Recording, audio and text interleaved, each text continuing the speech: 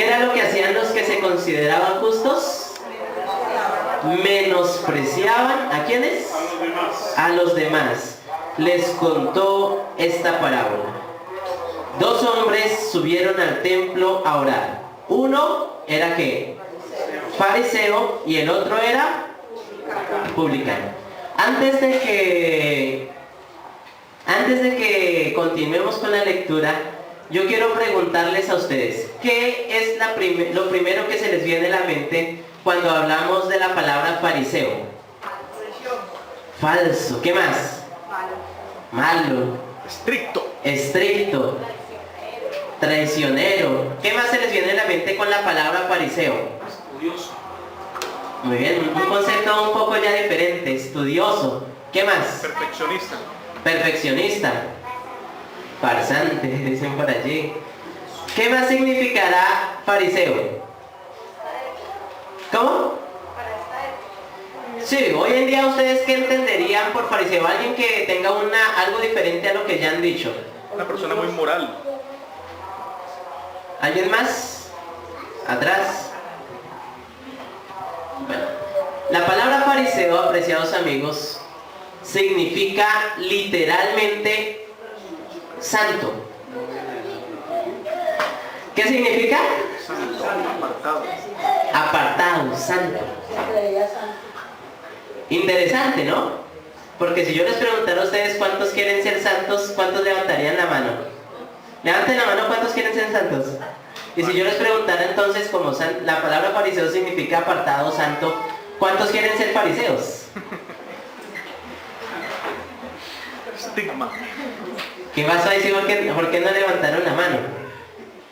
¿De dónde surgieron los fariseos? Yo quiero hacerles un pequeño repaso de historia. El pueblo de Israel, desde que inició como nación, tuvo altos, pero también tuvo ¿qué? Bajos.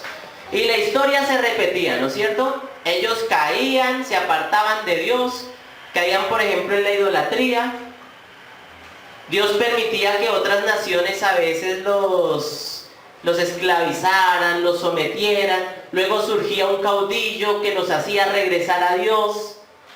Ellos otra vez estaban bien por un tiempo, cuando las cosas andaban bien otra vez se apartaban de Dios y mantenían en una relación que era suba y baje, suba y baje. Aún en los tiempos de los reyes, hubo algunos reyes que acercaron al pueblo a Dios, pero hubo unos reyes que también ¿qué? Distanciaron al pueblo de Dios. Hasta que llegó, por así decirlo, uno de los eventos más gráficos en la escritura, que se llamó el exilio. ¿Cómo se llamó? Exilio. Durante el exilio, la mayor parte de los judíos comenzó a reflexionar, oiga, todo lo que nos ha pasado es por culpa de nuestro pecado. Esa fue la conclusión a la que ellos llegaron. Por desobedecer los mandamientos de Dios, todo esto nos pasó. Así que tomaron la decisión de volverse más serios con el tema de la obediencia a la ley.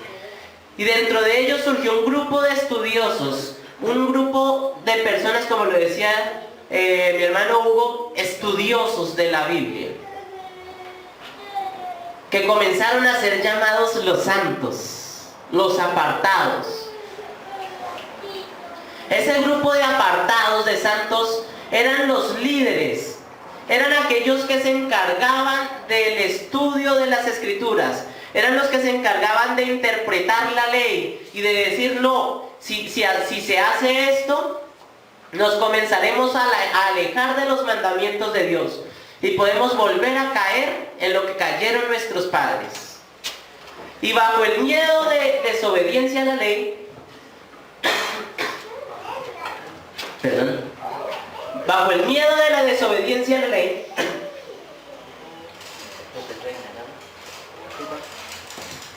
comenzaron ellos a volverse cada vez más celosos, por así decirlo, de la obediencia a Dios. Este grupo llamado los santos tomó más fuerza en el siglo II antes de Cristo. Y llegamos hasta las épocas de Jesús. Para las épocas de Jesús, los santos, los apartados, eran, por así decirlo, el modelo a seguir, los líderes. Hoy en día, cuando hablamos de fariseos, la mayoría de ustedes dio un significado peyorativo, un significado negativo, de alguien menospreciable, corrupto, traicionero, malo.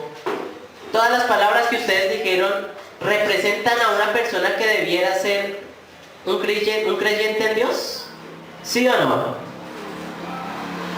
¿Les parece que esa es la descripción del creyente en Dios? El que se cree santo, el perfeccionista, el malo, el traicionero, el traidor. ¿Esa es la descripción de un creyente? No. No debiera ser. Muchas gracias.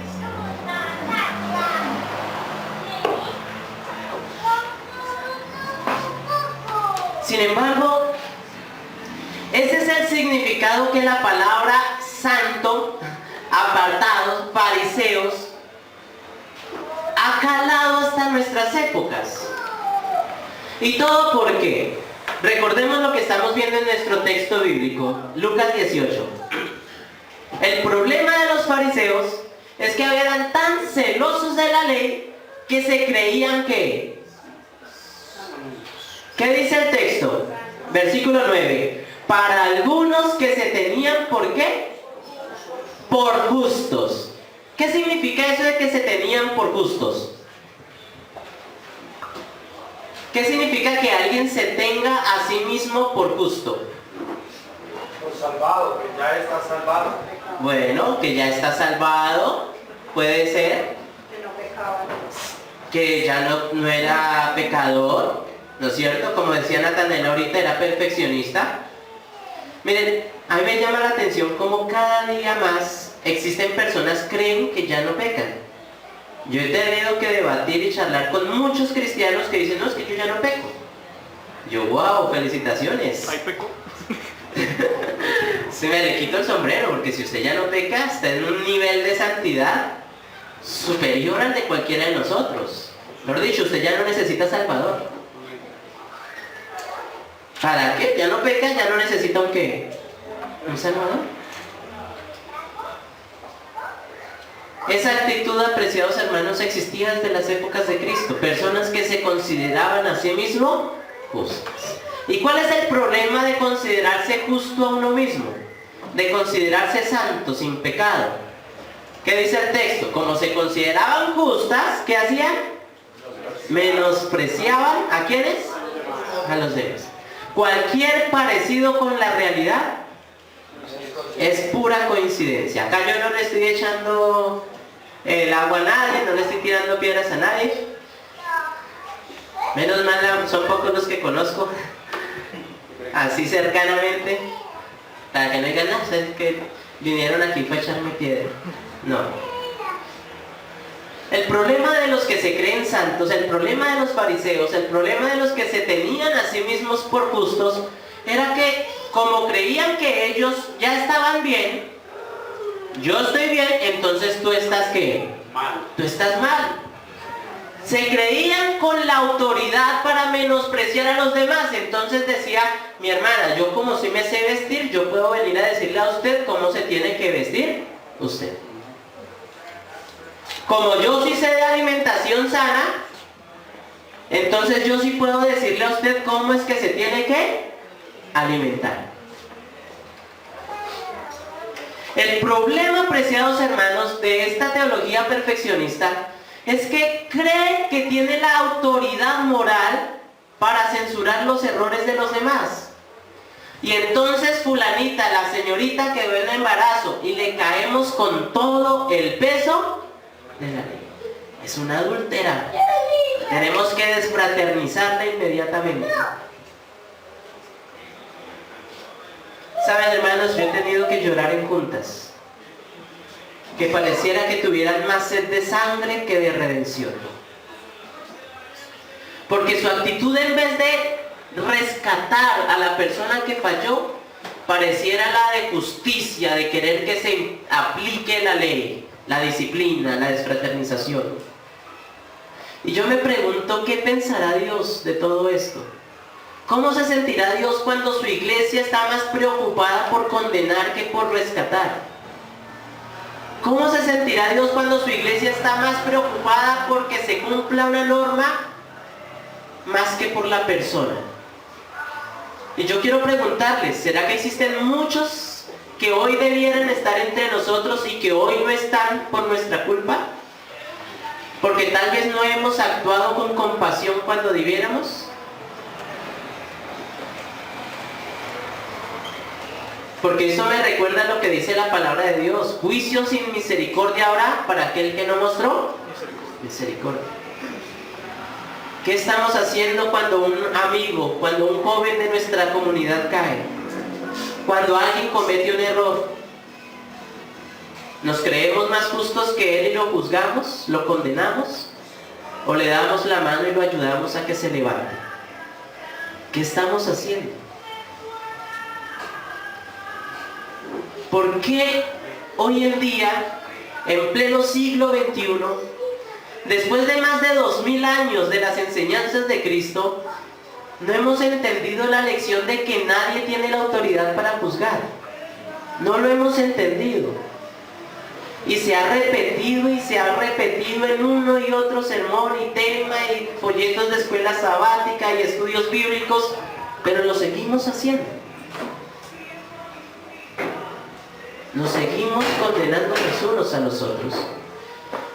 Y saben, y no solamente nos condenamos y nos juzgamos entre nosotros, miembros de la misma iglesia, sino que también nos creemos con la autoridad para sentirnos superiores a personas de otras iglesias. Miren lo que dice el relato del fariseo y el publicano. Ya vimos quién era el primero, el santo, el publicano. ¿Qué significa la palabra fariseo?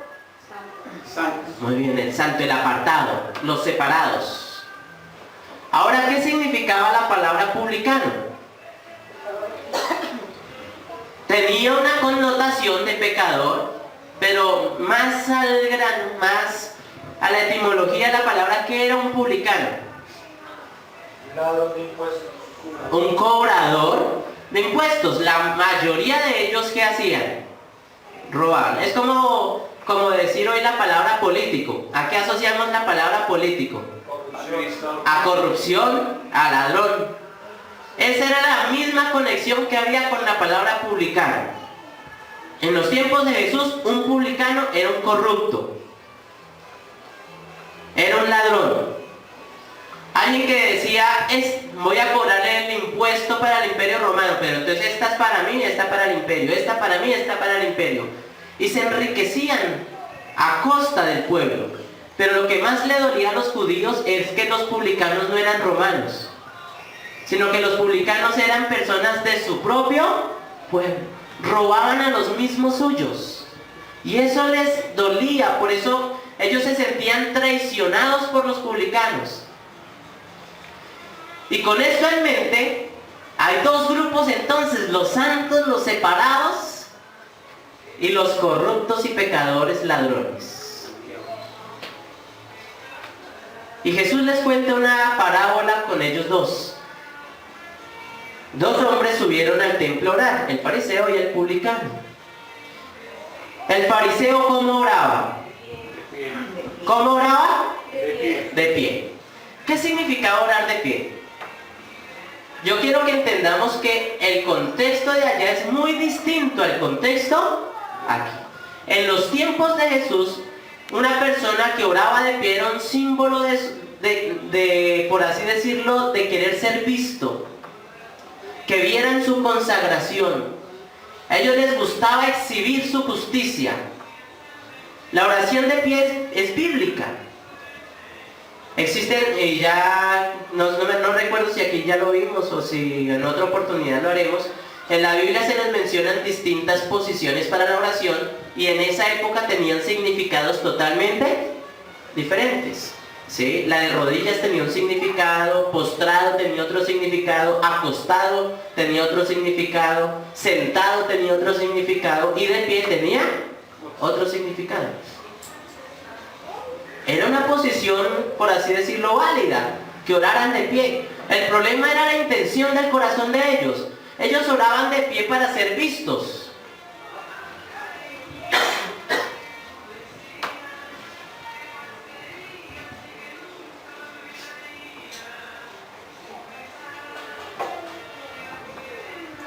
Y oraba consigo mismo de pie, este fariseo. Y decía y oraba de esta manera: Dios, te doy gracias que no soy como ¿quieres? Como los demás hombres. Señor, gracias porque de verdad yo no soy como los demás que están allá emparrandados. Gracias, Señor, porque yo no soy como esos que están allá en borracheras. Gracias, Señor, porque yo no estoy por allá perdido en el mundo.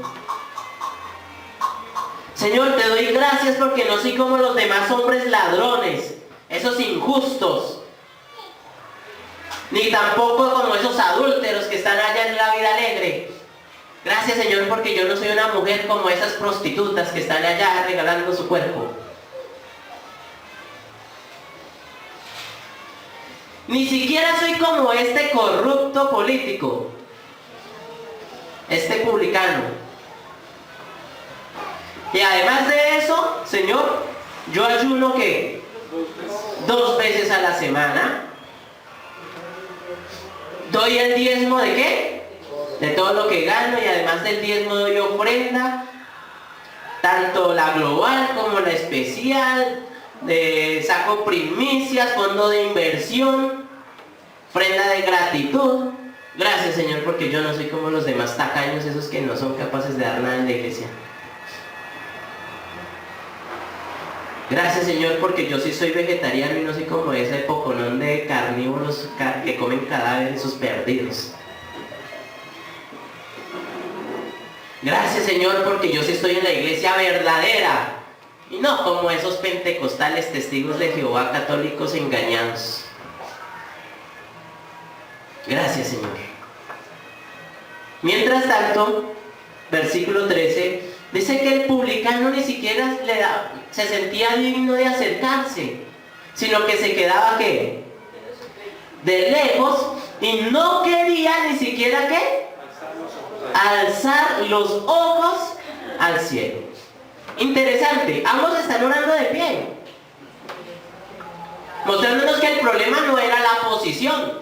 Hoy en día podríamos decir de que el fariseo moderno es el que se siente más santo, no es el que ora de pie. ¿Cómo se sienten más santos? De rodillas. No, es que así somos más grandes delante de Dios. Y nos sentimos, miren, yo llegué a una iglesia donde los hermanos decían que orar de pie era pecado. Eso era pecado. Tenían que todas las oraciones ser de rodillas. Apreciados hermanos, ¿cuándo entenderemos que el problema no es la posición, sino la disposición de nuestro corazón? De nada me sirve a mí estar de rodillas si mi espíritu está totalmente erguido y enaltecido. Este hombre publicano estaba de pie, pero su corazón estaba totalmente ¿qué? Postrado y humillado. Dice que no tenía ni siquiera intención de levantar la mirada, sentía vergüenza con Dios. ¿Y por qué creen que sentía vergüenza con Dios? A diferencia del anterior. Porque el anterior, ¿cómo se sentía a sí mismo? Justo. Pero este, ¿cómo se sentía? Dice el texto, que golpeaba su pecho diciendo: Dios, ten compasión de mí, que soy ¿qué? Que soy pecador. Ten compasión de mí, que soy pecador. El mayor problema que puede afrontar un cristiano desde los tiempos bíblicos hasta hoy en día es olvidar que somos y seguimos siendo ¿qué? Pecadores. Porque el día que olvidamos, apreciados hermanos, que somos pecadores, ese es el día que ya no necesitamos un Salvador. Jesús no puede salvarnos por el simple hecho de que creemos que no necesitamos de un Salvador. Saben, hermanos, esta parábola pudiera ser contada de muchas maneras. No un fariseo y un publicano, sino tal vez un adventista y un católico. Uno se creía perfecto, Mientras que el católico sabía que a veces iba a la misa, pero también hacía sus cosas y se sentía pecador. Y saben, apreciados hermanos, Jesús con muchas de sus parábolas nos dejó a entender que a veces esos cojos, esos ciegos, esos mudos, todos aquellos que en teoría no tienen todo el conocimiento que nosotros tenemos, y ellos van delante de nosotros al reino. Nos van ganando. ¿Y saben por qué nos van ganando? Porque simplemente ellos reconocen que son pecadores y que necesitan de un Salvador. Mientras nosotros nos hemos conformado con creernos que ya estamos bien, estamos en la iglesia verdadera, somos bautizados y yo ya no peco.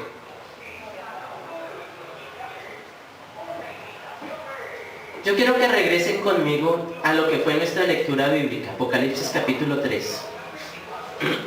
Y yo quiero que le demos una mirada dentro del contexto. Porque nosotros los adventistas y las personas o el cristiano en general, sin importar la iglesia, somos muy buenos para caer en el texto prueba, para sacar los textos de su contexto. Y entonces cada quien le hace una aplicación a su manera. Pero ¿qué dice el contexto y a qué se refiere? ¿Recuerdan cuál era la lectura bíblica? 16. Era el versículo 16, Apocalipsis 3:16. ¿Qué decía? Porque eres tibio y no eres ¿qué? Ni frío ni caliente, estoy por vomitarte de mi boca.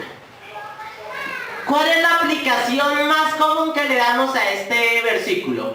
Y seamos sinceros, no teniendo en cuenta el contexto del pasaje. ¿Saben? Nosotros, y yo he escuchado muchísimos sermones que comienzan a decir, es que entre nosotros hay mucha tibieza espiritual. Comenzamos haciendo una referencia al texto. Tibieza. ¿Pero qué es tibieza según el contexto? No, ellos no lo dicen. Simplemente yo aplico tibieza a mi conveniencia. Entonces, si para mí tibieza es que todavía hay hermanos que no son vegetarianos, todavía hay muchos tibios que todavía siguen comiendo carne. Si para mí en mi preconcepto la tibieza espiritual es que el mundo se está metiendo en la iglesia, entonces comienzo a inventarme cosas para decir, hermanos, el mundo se nos metió en la iglesia. Yo he conocido hermanos que hasta dicen que eso es pecado, tenemos que quitar esas vallas porque ahí hay una imagen. Eso es tibieza espiritual. Tenemos imágenes y el mandamiento dice que no te harás imágenes. Miren, hermanos, coger la Biblia y torcerla a mi forma de pensar es lo más fácil del mundo. Y para todas las formas de pensar existe algún texto que lo pueda apoyar. Para lo que sea. ¿A usted es un hermano que le gusta tener varias mujeres? Claro, Isaías 4:1. En aquel tiempo 7 mujeres echarán mano de un hombre. Ay no, justificado. El texto prueba, preciados hermanos, es lo peor que le ha pasado al cristianismo. Porque ha distorsionado completamente la palabra de Dios. Y los adventistas no nos hemos visto libres de caer en el texto prueba. Seguimos utilizando los textos bíblicos a conveniencia. La pregunta es, entonces, ¿qué es tibieza espiritual?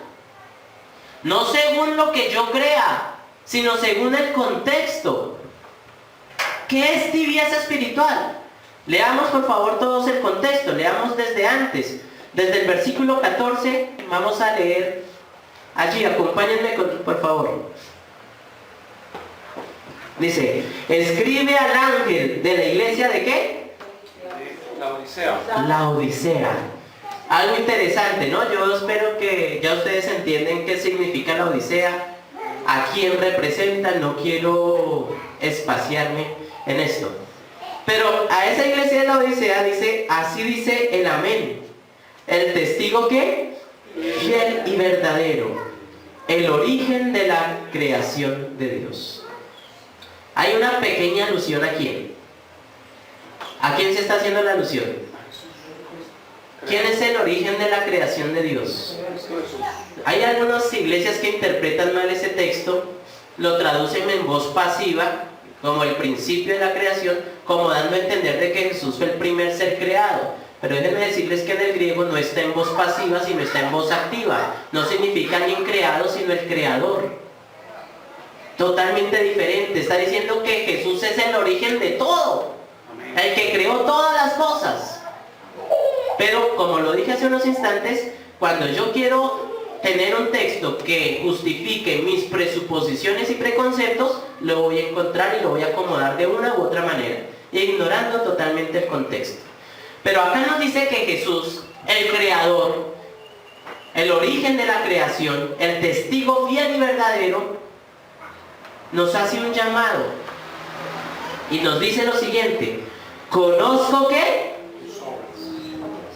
una palabra clave, porque está hablando sobre las ¿qué? Obras. Sobre las obras. Y ya vamos a entender por qué. Conozco tus obras, que no eres ¿qué? Frío ni caliente. Ojalá fueses ¿qué? Frío o caliente. Pero porque eres tibio, ahí es donde se menciona la ¿qué? La tibieza. Ni frío ni caliente, estoy a punto. Hay algunas traducciones que lo traducen en futuro o como un imperativo, mientras que acá se está traduciendo como algo que puede suceder a menos que haya un cambio, un condicional. Estoy a punto ¿de qué? De vomitarte de mi boca. Pero ¿por qué? ¿Por qué está a punto de vomitarlo? ¿Qué es la tibieza? ¿Qué es lo que causa la tibieza? ¿A qué relación hace eso? Yo estoy seguro que la mayoría de acá no les gusta tomar agua tibia, porque el agua tibia también hace que esa sensación de dar ganas de vomitar. Hay algunos que toman ese texto también para decir de que no hay que ser equilibrados, ¿no? Porque dicen, no, o somos o no somos. No, acá no está hablando de equilibrios tampoco. ¿Qué es tibieza según el contexto? Versículo 17, veamos qué es para Dios ser tibio. ¿Qué es esa tibieza que está haciendo de que Dios esté a punto de qué? De vomitarnos. Versículo 17, ¿qué dice? ¿Tú dices qué? Es que yo sí soy rico. ¿Y me he qué? Enriquecido. Y nada necesito. Yo quiero que entendamos algo, apreciados hermanos. Si ustedes se están dando cuenta, el contexto es el que nos está diciendo qué significa la tibieza espiritual. Tibieza no es que el mundo se esté metiendo en la iglesia, hermanos. Que eso no es más que teología del terror. Tibieza espiritual es esa actitud arrogante que como cristianos estamos asumiendo. Creer que somos ricos y de que de nada tenemos. Así como estoy, yo estoy ¿qué? Yo estoy bien. A esa característica de muchos cristianos de creerse separados y santos como lo eran los fariseos. Y dice en el texto, cuando en realidad no te das cuenta que eres un cuitado, un miserable, un pobre, ciego. Ahí hay muchas palabras. Ni siquiera nos dijo, no te crees rico, pero en realidad eres pobre. No, además de pobre nos dio un listado. ¿Y cuál era ese listado? ¿Eres qué? Un cuitado. ¿Qué significa cuitado? Cargado. ¿Qué son las cuitas? Penas. Cargado. ¿Cómo? Penas, como un desventurado. Exactamente, nuestras desventuras, nuestras desventajas. En pocas palabras, lo que Jesús está diciéndole allí a la iglesia es que tú te crees rico, pero en realidad tienes una pobreza moral, espiritual, tienes una pobreza también de visión, porque eres también ¿qué? Ciego. Tú crees que ves. Tú crees que entiendes todo porque te conocen las 28 creencias y las 6 doctrinas, mejor dicho, tú ya, y porque te sabes explicar las 2300 tardes y mañanas, y tú crees que ya lo sabes todo. Crees que ya entendiste el evangelio cuando en realidad eres ciego. La vista, apreciados hermanos, en las Escrituras tiene un simbolismo de conocer la luz, de entender la luz, de conocer la verdad. Por eso es que la Biblia es comparada en el Salmo 119 como como una lámpara que nos alumbra, que permite que nuestros ojos puedan conocer. Pero contrario a que podamos conocer y que sigamos aprendiendo, muchos adventistas hemos caído en el fatal error de creer que ya no la sabemos todas. Yo les pregunto, apreciados adventistas, ¿será que somos sinceros de reexaminar constantemente lo que creemos? ¿Será que tenemos la sinceridad para decir hoy delante de Dios, Señor, yo siempre estoy revisando de que de verdad esté en lo correcto? ¿O me conformé ya con lo que me enseñaron mis papás y así me quedé? Porque ¿qué diferencia hay entre alguien que cree en algo solo porque sus papás se lo enseñó por tradición, a un católico que también está en eso y que cree solamente en la Virgen y cree en todo solo porque su mamá y su papá se lo enseñó? ¿Qué diferencia hay? Somos ciegos, hermanos, creemos que vemos. No, es que yo ya estoy en la verdad, cuando realmente estamos ciegos. Y la Odisea representa el adventismo, hermanos. Acá no le está hablando Dios a ninguna otra iglesia. Le está hablando a los que se creen estar en la verdad. A los que nos creemos que nos las sabemos todas. Somos ciegos. Miserables. ¿Y saben qué significa miserable? ¿Qué significa miserable? Realmente en nosotros mismos, por nosotros mismos, no tenemos valor. Creemos que valemos mucho, hermanos. Nuestro único valor es que valemos la sangre del Hijo de Dios cuando le aceptamos. Pero sin ese precio por nosotros, sin aceptar a Jesús como nuestro Salvador, nosotros no tenemos valor. Y aún así Dios nos ama tanto. O sea, yo a veces me quedo aterrado de cómo Dios puede amarnos tanto siendo que no merecemos nada, no valemos nada. Y aún así Él nos sigue amando. Sin embargo, hay muchos que nos creemos la última Coca-Cola del desierto. Y eso es lo que está diciendo Jesús aquí. ¿No te das cuenta que eres pobre? La tibieza espiritual, apreciados hermanos, según el contexto, no está causada porque fulanito hace o no hace. No está hablando Dios acerca de que se metió el mundo a la iglesia. La tibieza espiritual, según el contexto, está hablando del orgullo. Está hablando de creernos algo que realmente no somos. Y los adventistas somos tibios espiritualmente, es justamente por eso, porque tal como ese fariseo creemos que estamos bien, nos creemos justos, nos creemos mejores que de personas de otras iglesias y denominaciones. Cuando ellos tal vez no pueden tener todo el conocimiento que nosotros tenemos, pero pueden estar más cerca del reino que nosotros. Decía la parábola del fariseo y el publicano, que ese fariseo que se creía mucho y el otro, el publicano, que no era capaz de levantar la mirada, dice que el publicano descendió a su casa como justificado. ¿Justificado por qué? Porque reconoció que necesitaba un Salvador, que necesitaba ayuda. El fariseo que creía que no necesitaba ayuda, pues Dios no lo pudo ayudar. Y termina con la famosa frase, el que se enaltece será humillado. El fariseo no fue justificado. El que se enaltece tarde o temprano será humillado. Pero el que se humilla será enaltecido. Y yo quiero preguntarles, hermanos, ¿en qué grupo les gustaría estar? ¿Entre los humillados o entre los enaltecidos?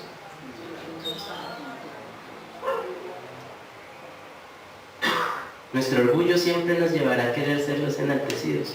Y el problema es que no nos esperamos a que Cristo sea el que nos enaltezca y nos dé el valor, sino que nos lo queremos otorgar nosotros mismos. Es que yo sí. Yo sí soy. ¿Saben, apreciados hermanos? Dice en el texto de Apocalipsis 3:18 que Jesús nos da un consejo a los adventistas del séptimo día y a todos los creyentes, a todo aquel que se cree algo sin ser nada. Él nos aconsejó: por tanto te aconsejo que compres de mí oro afinado en fuego. Comprar sin dinero, interesante, ¿no? Por eso se llama gracia. ¿Comprar sin qué? Sin dinero. Acaba de decirnos que somos pobres y nos aconseja comprar. Apreciados hermanos, es que lo que está diciendo es que yo conozco tus obras. Has estado intentando ganarte la salvación. Has estado intentando justificarte a ti mismo. Y no te has dado cuenta de que la salvación vale como oro. Valió la sangre del Hijo de Dios. Pero como tú no tienes plata, yo te la obsequié. Compra sin dinero. Acéptala por fe. Y es que hay una relación en la Biblia entre el oro y la fe, apreciados hermanos. Y a eso se refiere la justificación por la fe. Aprender y entender de que no es lo que nosotros hagamos, es lo que Dios hizo por nosotros. Esa es la justicia por la fe. No lo que tú hagas, sino lo que Dios hizo. Y si estás dispuesto o no a recibirla. Compra oro refinado en fuego para que seas rico. También compra vestidos ¿qué? ¿Vestidos qué? Versículo 18 estamos, vestidos blancos. ¿Por qué nos aconseja Dios que nos compremos vestidos blancos? Porque en el versículo anterior decía que estábamos desnudos. ¿Y por qué estamos desnudos? Porque en la Biblia las ropas representan las justicias. Y como creyentes nos hemos estado presentando delante de Dios con nuestras propias justicias. Que es como si estuviéramos desnudos. O peor aún, como lo dice el profeta, que son nuestras justicias como trapos ¿de qué? De inmundicia. Y seguimos creyendo que con eso nos podemos presentar delante de Dios. Y nos seguimos creyendo más que los demás. Y seguimos menospreciando a los que están apenas iniciando y cometen errores. Seguimos menospreciando a aquel hermanito que cometió un error. Y Dios hoy nos dice: tú también estás necesitado de ropas. Te recomiendo que te compres unas ropas blancas, que son la justicia ¿de qué? Justicia. Y esa justicia de Cristo también se compra sin dinero. Sí, porque también es un obsequio de Él, si lo quieres aceptar. Y no solo las justicias, los vestidos blancos, para cubrir la vergüenza de tu desnudez, y colirio para ungir tus ojos, y que puedas ver. Dejemos de creer que ya lo vemos todo y que lo sabemos todo. Solo el colirio del Espíritu Santo, apreciados hermanos, puede abrirnos los ojos a la verdad y darnos cuenta de nuestra necesidad. Saben, hermanos, hay un texto en las Escrituras que a veces lo hemos entendido mal. Y dice allí en el versículo 19: yo reprendo y disciplino a todos los que ¿qué? A los que amo. Sé pues celoso y arrepiente. Lo hemos aplicado de muchas maneras. Creemos que ser celoso significa ser estricto. Creemos que el hecho de que Jesús está reprendiendo significa que nos está castigando. No. Realmente lo que está haciendo es un llamado de amor, una invitación, para que nos miremos a nosotros mismos en vez de estar mirando a otros. Y es que la clave de la vida cristiana es dejar de mirar a otros y comenzar a mirar mejor a quién. Puesto los ojos en Jesús, el autor y consumador de la fe. Cuando miramos a Cristo, ese es nuestro mejor modelo. Hay algunos hermanos que están sus ojos más puestos en la ley que en Cristo. La ley era un tutor para llevarnos a Cristo. ¿Por qué no miramos a Cristo? Cuando yo miro a Cristo, me voy a dar cuenta de cómo estoy ¿qué? Pecado. Miren, es que Cristo y la ley cumplían la misma función, en cierta forma. Yo miraba la ley y me veía a mí que yo era ¿qué? Pecador. Ahora miro a Cristo y ¿cómo me siento? pecador. La diferencia es que la ley no salva. Mientras que Cristo, ¿qué? Salva. Mientras que Cristo Amén. sí da salvación. Esa es la diferencia. Saben, apreciados hermanos, yo quiero que entendamos de que ser celoso y arrepentirnos no significa ser estrictos, no significa ser amargados, significa reconocer que todavía necesitamos de un Salvador.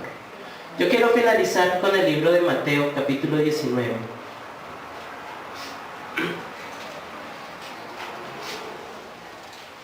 Una historia muy conocida. Mateo capítulo 19.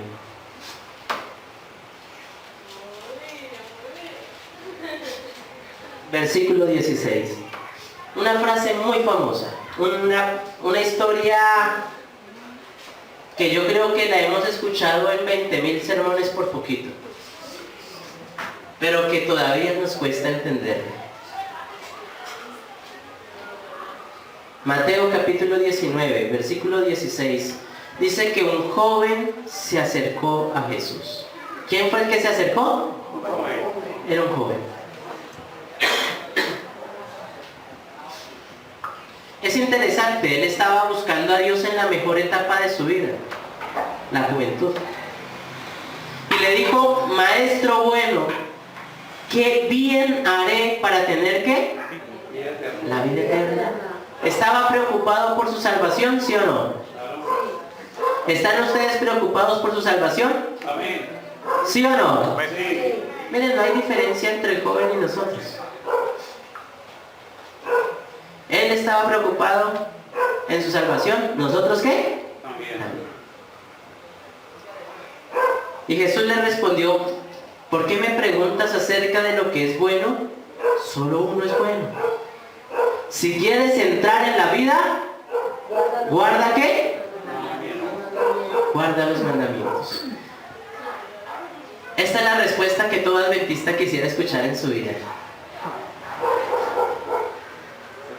Ese es el sueño de todo adventista. Con guardar los mandamientos, será salvo. Miren que Jesús pone a prueba a este joven. Si quieres entrar en la vida, guarda los mandamientos. Con estas palabras de Jesús, él tiene una doble intención. Jesús tenía una intención escondida para este joven.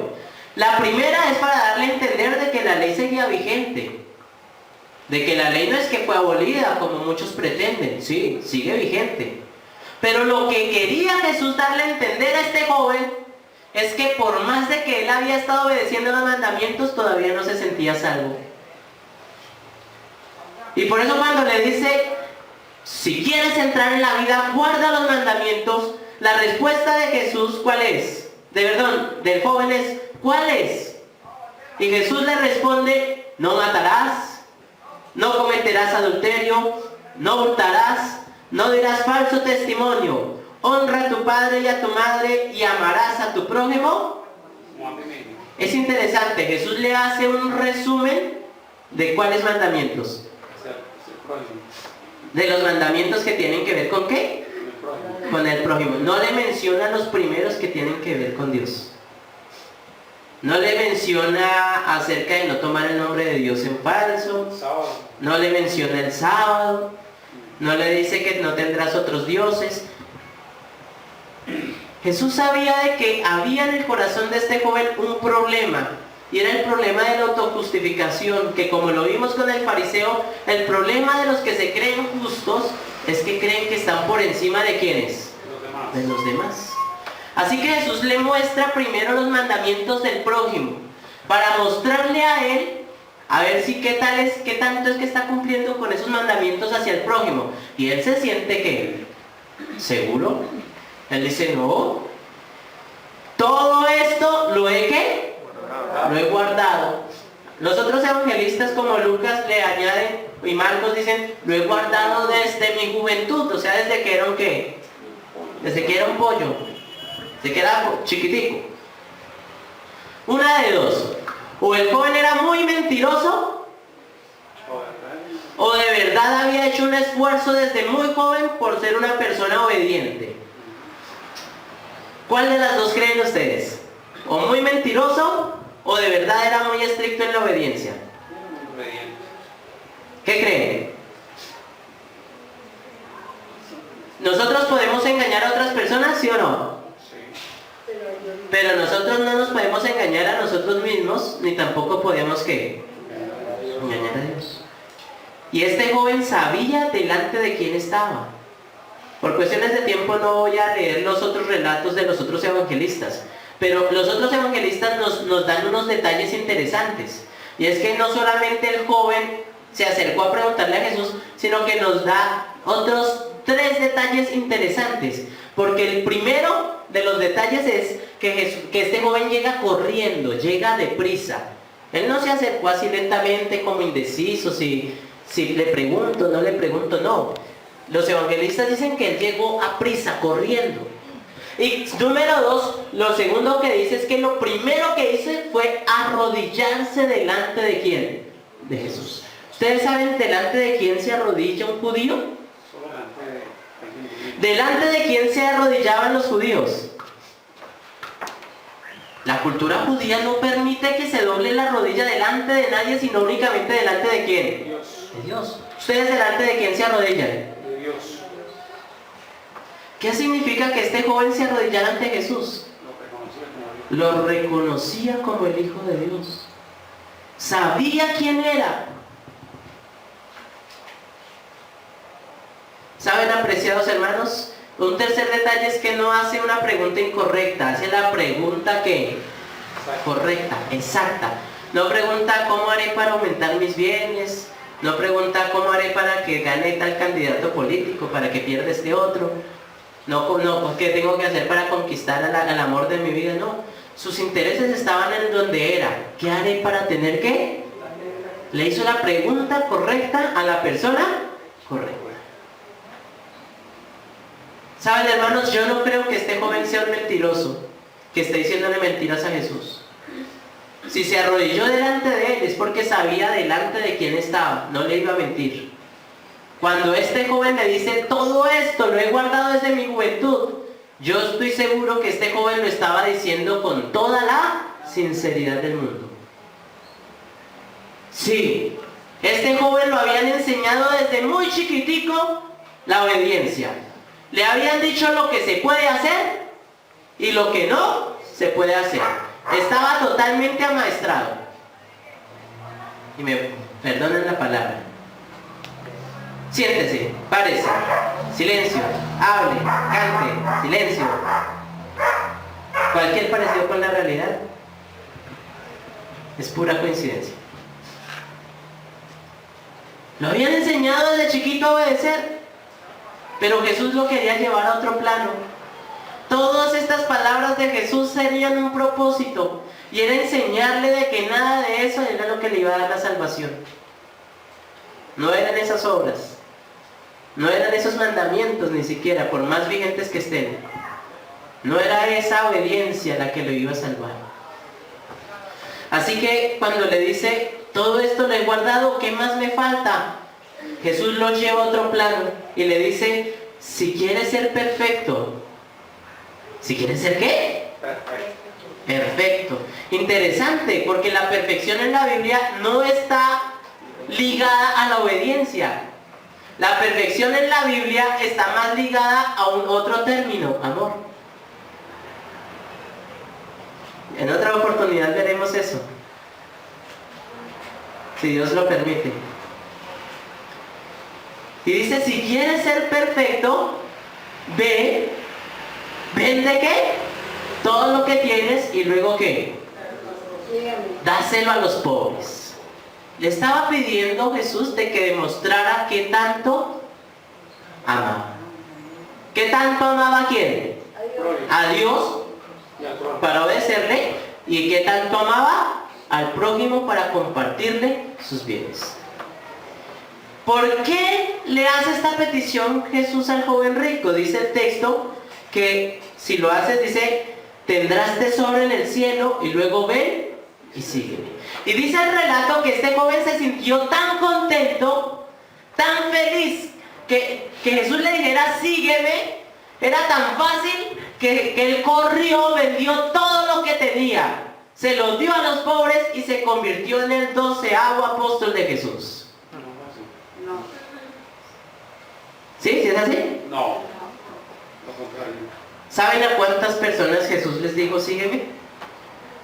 Normalmente les decía, ve a tu tierra. Los mandaba a que predicaran a su propio pueblo. Solamente a los discípulos fue a los que les dijo que Sígueme. sígueme. Es más, a Judas no le dijo sígueme. Judas fue el ofrecido, el que se ofreció. Este joven estaba siendo llamado a seguir a Jesús. Pudo haber sido recordado su nombre en la historia como uno de los apóstoles. Por eso le estaba pidiendo que lo siguiera, para que se diera cuenta junto a los otros apóstoles que siguiendo a Jesús, aunque habían dejado todo, nunca les faltó absolutamente ¿qué? Nada. Jesús hasta les dijo, ustedes dejaron todo, dejaron las monedas, espadas, alforjas, dejaron todo. ¿Qué les faltó? Nada. Este joven se pudo convertir en uno de los apóstoles, pero su nombre ni siquiera quedó registrado en la Biblia. ¿Y saben por qué no quedó registrado? Porque en vez de este final que les conté, el final fue totalmente diferente. Dice el versículo 22 que al oír esta palabra, el joven se fue ¿qué? Triste. ¿Por qué se iría triste? Dice el texto, porque tenía ¿qué? ¿Cuál era el problema del joven? Sí, él amaba a Dios, pero había otras cosas que amaba por encima de Dios. Tenía su corazón puesto en la riqueza. Y ustedes dirán, no, pero es que como yo no soy rico, menos mal yo no tengo nada, entonces ese no es mi problema. Pero la pregunta es, ¿será que puede haber algo que estés amando por encima de Dios? ¿Será que hay alguien que ama incluso pueden ser cosas buenas? Puedes amar más la iglesia, puedes amar más la doctrina que a Dios. Hay hermanos que aman más su religiosidad que a Dios. Si es un pastor, puede amar más su ministerio que a Dios. Y hoy, apreciados hermanos, Jesús nos está diciendo a todos nosotros, el gran problema del joven rico, Jesús se lo reveló así. El problema estaba en una sola palabra, amor. Que no se justificaba a sí mismo, que no se creyera mucho que porque ya había guardado todos los mandamientos, eso ya era suficiente. No se creyera rico cuando en realidad era pobre. Que no se siguiera justificando y menospreciando a los demás. Si de verdad quieres ser rico, ama. Si de verdad quieres la vida eterna, ama. Ese fue el centro del mensaje de Jesús, en otras palabras. Yo quiero preguntarte, apreciado hermano, ¿qué tanto amamos a Dios? ¿Será que nos hemos estado intentando justificar? ¿O será que por fin hemos entendido de que la justificación es un regalo de nuestro Dios? ¿Será que como el joven rico podemos decir, a mí me enseñaron a obedecer, pero no me enseñaron a amar? ¿Cómo estamos criando a nuestros hijos? ¿Los estamos enseñando a obedecer o los estamos enseñando a amar? ¿Qué actitud tomará esta iglesia, apreciados hermanos? ¿Una iglesia que muestre amor o una iglesia que muestre juicio y condenación? ¿Una iglesia llena de santos y separados? ¿O una iglesia de personas pecadoras que intentan ayudar a restaurar a los que han cometido errores? ¿Quién toma la decisión? ¿Quién decide en qué nos convertimos? Solamente ¿quiénes? Cada uno de nosotros. Yo quiero preguntar, ¿será que hay alguien aquí que pueda decir, bueno, yo hoy reconozco que soy pobre, ciego, cuitado, miserable, desnudo? Que me he creído mucho cuando realmente no soy mucho. Que tal vez me he querido autojustificar. Sé obedecer, pero me hace falta amar. ¿Hay alguien aquí que sienta que lo que la iglesia adventista del séptimo día necesita no es obediencia, sino amor. Amén. Que lleva la obediencia. Es que ese es el resumen de todo. Jesús dijo, si me amáis, guardaréis los mandamientos. Nosotros lo hemos entendido al revés, tenemos que obedecer para poder amar.